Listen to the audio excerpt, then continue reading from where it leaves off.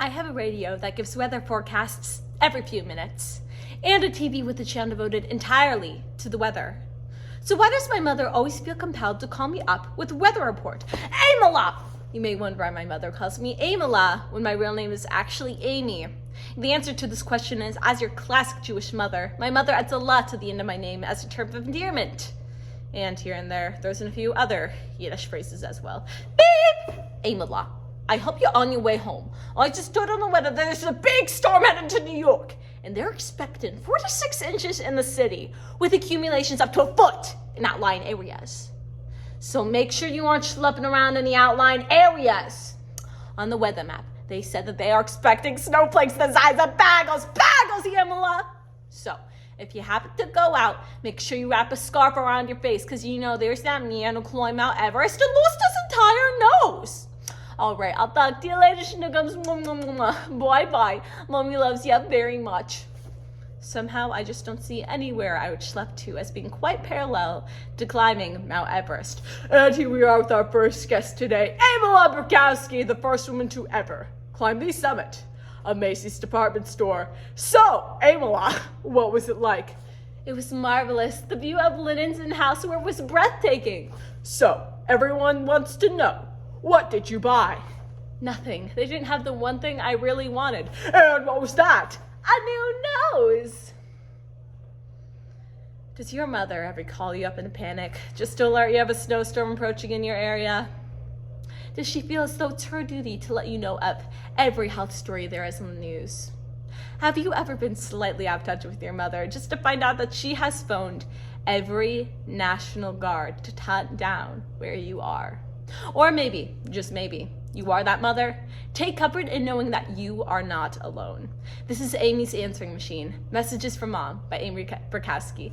Beep! Amala? Where'd you go? I don't think you went to bed yet, but maybe in the tub. I wanted to see if you caught the story on the new squirting scam. Apparently, the way it works is as you're walking down the street, some man or some woman will sneak up behind you and squirt you from behind with a bottle of ketchup. And then some other person they're in the cahoots with will tap you on the shoulder and be like, "Excuse me, miss, but I don't think you noticed. You have a little bit of ketchup on your sweater." And just as you go to wipe it off, bang! They snatch your purse, and that's the end of that. So if someone ever comes up to you and says you have a little bit of ketchup on your sweater, you could just say something like, "Yes, I'm well aware of the ketchup on my sweater." In fact, it matches quite nicely with the giant clump of relish on my pants. And just as they're looking down at your pants, you can make a quick getaway. All right, stay safe. Bye-bye.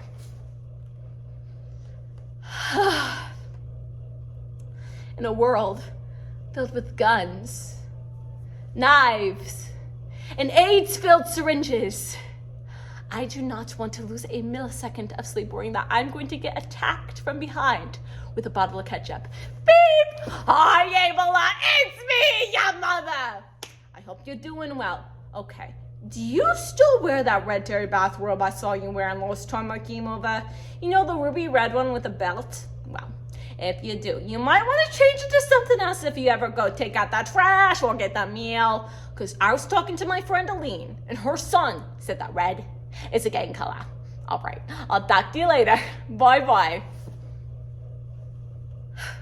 I really don't think that 2 violent gangs are going to have it out on the 12th-story floor of the Murrayville apartment complex.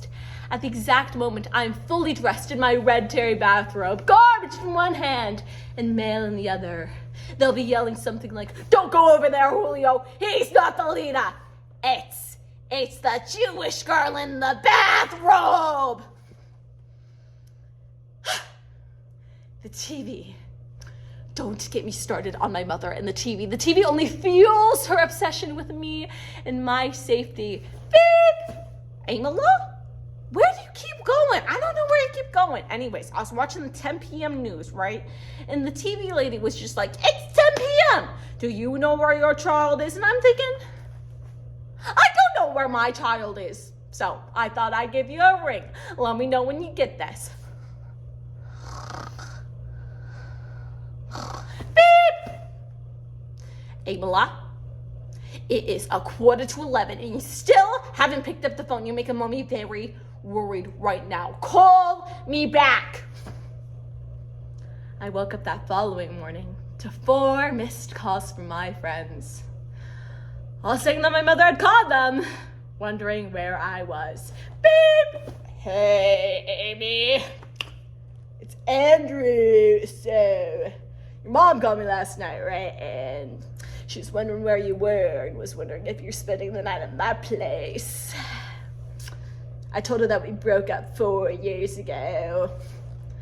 I could only imagine who else she called that night. Ring, ring, ring, ring. Oh, hello, National Dairy Board. Hi, I'd like to report a missing child. Alrighty. And what is the gender of the child? It's a girl, my Amala. Alrighty. And what was your child wearing the last time you saw her? Well, probably a pair of dress pants, a sweater vest, a pair of pumps, and a blazer. Ma'am, how old is your Amala? 34 3/4. It's often debated upon as if it's dangerous for a child to watch too much TV. But I think the real question is it dangerous for our parents to watch too much TV? Beep! Hi, Amala. So I was watching the news, right? And they had this commercial going on over the Angels Gates Motorcycle Club. And they flashed this picture of this big burly man on a motorcycle. And he had the very pretty lady on the back of his bike. Was that you? Because she had hair awfully similar to yours, Amala. That better not be you. You know how I feel about motorcycles, Amala. Ah, yes. I can understand her confusion completely. Because every girl in Manhattan with blonde hair with a slight bit of curl bears a striking resemblance to me. It's so unique after all. I get constant comments like, "Excuse me, miss. I couldn't help but notice how completely unique your hair color is. What on earth would you call it?" Blonde. Could you write that down for me? I'd love to tell my colorist all about it. I love my mother, but I know she means well, but I haven't been trick-or-treating since I was 11 years old. Yet every Halloween, I still get a call like, beep, boo, Amala, boo. Just kidding, it's me, your mother. Happy Halloween, Schnookums. So when you go out trick-or-treating with all your pals tonight, make sure to check your candy afterwards. Because, you know, I saw on the news that little evil men like to stick razor blades in the candy. And that could hurt your little mouth if you don't check. All right, stay safe tonight, sweetie. Happy Halloween. Because me, a 34-year-old woman, still goes trick-or-treating just like this. Oh, Jerry, we got some trick-or-treaters. Oh, what are you supposed to be for Halloween, sweetie? Trick-or-treat. I actually don't have a costume. Jerry, get the camera. We have this little girl dressed up as a 34-year-old woman. Well, for the past 8.5 minutes, I have been complaining an awful lot about my mother. But at the end of the day, I still do love her. Oh, I love you too, Schnookums. So, if you have a mother anywhere near like mine, just know that you are not alone.